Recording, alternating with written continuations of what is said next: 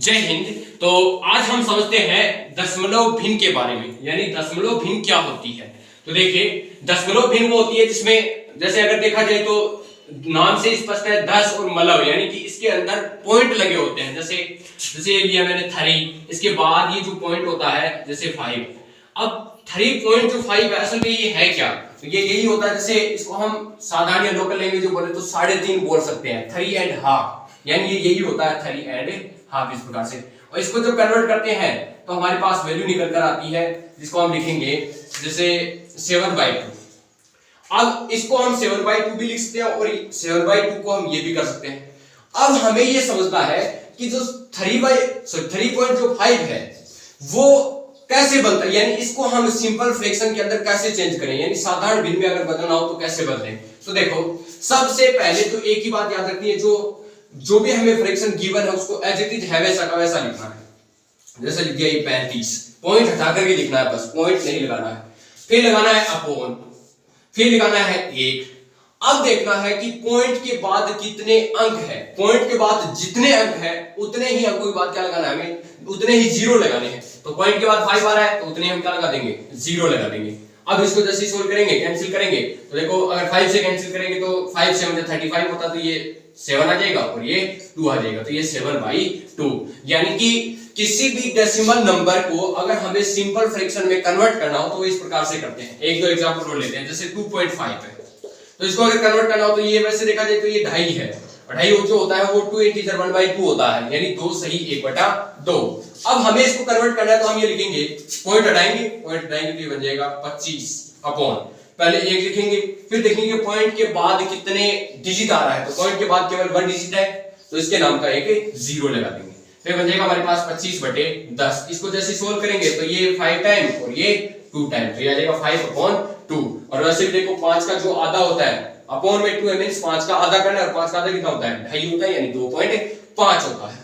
अब देखो आगे देखते हैं हम कि अगर हमारे पास जैसे 2 पॉइंट फिर 3 7 इस प्रकार से कोई नंबर आ जाए तो क्या करेंगे, तो भी कुछ नहीं करना है, जैसे पॉइंट हटाएंगे तो ये ऐसे की जैसा आ जाएगा, और अपॉन में क्या करना है, डबल जीरो कर देना, क्योंकि पॉइंट के बाद कितने अंक आ रहे हैं, 2 है, तो 2 ही जीरो लगाने, तो ये आ जाएगी हमारे पास साधारण फ्रैक्शन।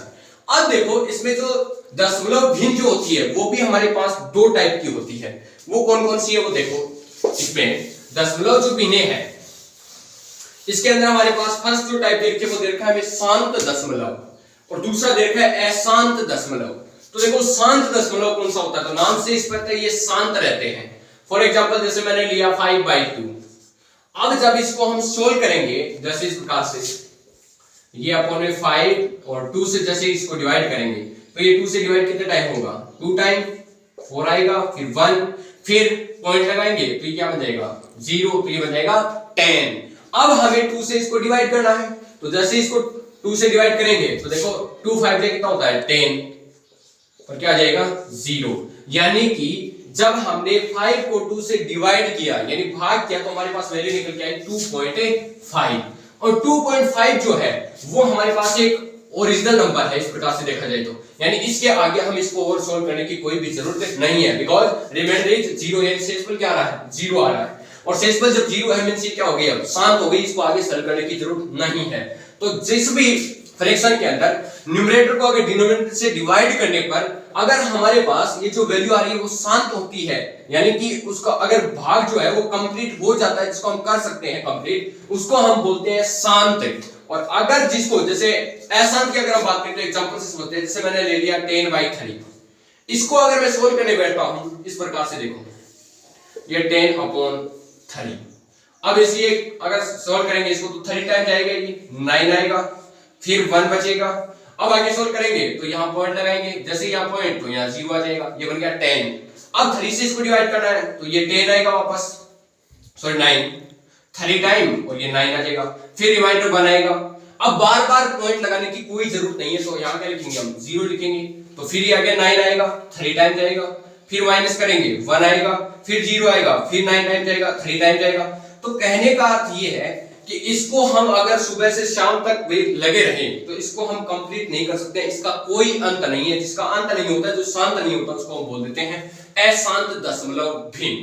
तो अब देखो अशांत दशमलव जो भिन्न होती है इसको हम ये भी कर सकते हैं ऐसे भी, यानी इसको लिखने का तरीका जो होता है वो एक तो ये है, इस प्रकार से करके ऐसे छोड़ दूं। दूसरा तरीका ये है कि जैसे ये 3 दे रखा है और फिर पॉइंट और ये 3, इस पर बार लगा लो। बार का मींस भी यही है कि ये जो 3 है वो बार बार क्या होगा, रिपीट होगा। और ऐसे भी इसको अगर इस प्रकार से लिखें तो ऐसे करके भी छोड़ सकते हैं, यानी 3 पॉइंट जो 3 होता है इस पर बार लगा है, इसका मींस ये है कि ये जो 3 है वो बार बार आता ही जाएगा ऐसे इस प्रकार से, यानी इसकी जो फुल फॉर्म होती है, एक्सटेंडेड जो फॉर्म होती है वो ये होगी, इस प्रकार से चलता ही जाएगा, इसका कोई भी अंत नहीं होता है।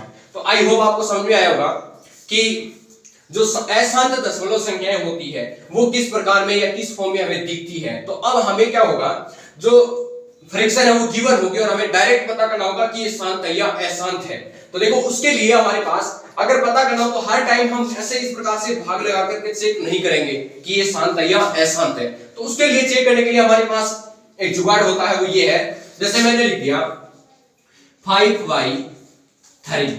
अब इसको हमें मान लो चेक करना है कि ये शांत होगी कि अशांत होगी।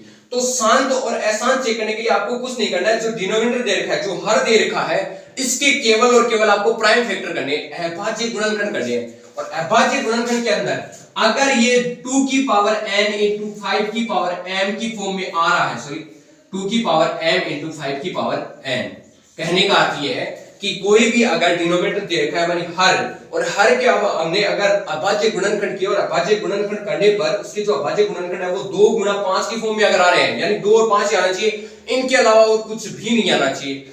अगर अकेला 5 आ रहा है तो भी वो शांत हो जाएगी, अकेला 2 आ रहा है तो भी वो शांत हो जाएगी।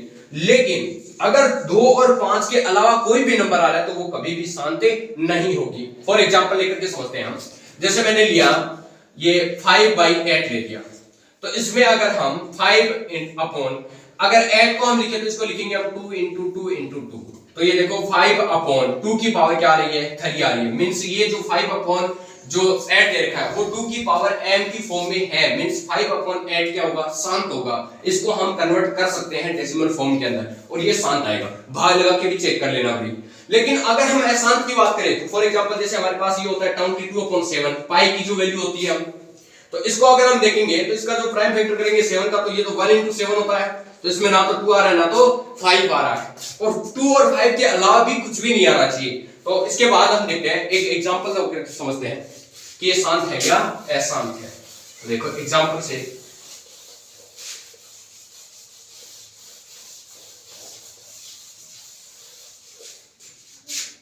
हाँ तो देखो जैसे एग्जांपल लिया मैंने, जैसे मैंने ले लिया 3/25। अब इसको अगर हमें पता करना हो कि ये शांत है या अशांत, तो हम क्या करेंगे, जो अपॉन में डिनोमिनेटर जो दे रखा है इसके हम करेंगे प्राइम फैक्टर।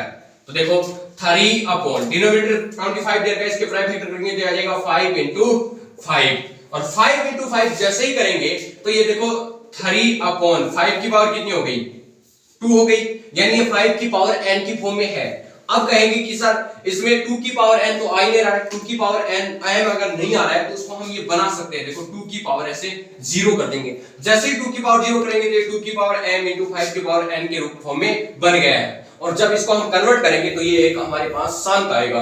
और अगर हमें कन्वर्ट करना हो तो कैसे करना है, तो उसके लिए देखो कन्वर्ट करने के लिए कहने का अर्थ ये कि अपॉन के अंदर हमारे पास 10 की जो पावर होती है उसके मल्टीपल या 10 की मल्टीपल के अंदर कोई भी नंबर होना चाहिए। जैसे 10 हो सकता है 100, 1000, 10,000, लाख, 10 लाख, करोड़, 10 करोड़, इस प्रकार से हो सकता है। तो हमें क्या करना है इसमें, तो हम क्या करेंगे, इसका देखो जो 5 की पावर 2 है इसका हम या तो 10 बनाने की कोशिश करेंगे और नहीं तो फिर क्या बनाएंगे, 100 बनाएंगे। तो इसमें ज्यादा दिमाग नहीं लगाना आपको, केवल ये ध्यान रखना है कि 5 की पावर कितनी आई, 2 आई है, तो 2 की पावर भी कितनी आनी चाहिए, 2 आनी चाहिए ऐसे। तो 2 की पावर 2 से नीचे मल्टीप्लाई किया तो 2 की पावर 2 से ऊपर भी मल्टीप्लाई करना पड़ेगा। तो देखो 3 into 2 की पावर 2 मींस कितना होता है, 4/5। और ये देखो जब दोनों की पावर एक जैसी होती है तो दोनों को एक साथ लिख सकते हैं हम, 5 into 2 की पावर 2।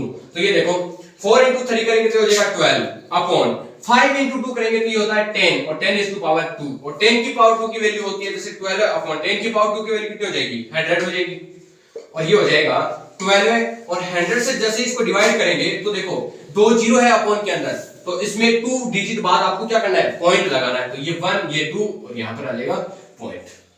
कहने का अर्थ ये है कि जब 3 को 25 से डिवाइड करेंगे तो हमारे पास ये वैल्यू आएगी। अब ऐसे डिवाइड करके भी हम चेक कर सकते हैं। ऐसे देखो 3 25 से डिवाइड करेंगे, भाग जाएगा नहीं, पॉइंट लगाएंगे तो यहाँ एक 0 आ जाएगा, फिर 25 बन जा 25 यानी 1 बार इस प्रकार से, फिर 5 आएगा, फिर 0 लिखेंगे तो ये कितना हो जाएगा 25 से कम 25 और 25 दूनी 50, 2 बार इस प्रकार से। तो अभी इसमें भी ये भी एक छोटा एग्जांपल है, इसलिए हम भाग करके चेक कर सकते हैं, लेकिन बहुत बड़ी संख्या आएगी तो ऐसे भाग लगाना असंभव होता है। असंभव तो नहीं है लेकिन बहुत ज्यादा कॉम्प्लिकेटेड होता है, उससे बचने के लिए हमें ये मेथड यूज करना चाहिए। तो आई होप आपको समझ में आया होगा कि अशांत और शांत क्या होता है। बाकी समझेंगे नेक्स्ट क्लास के अंदर, तब तक के लिए जय हिंद।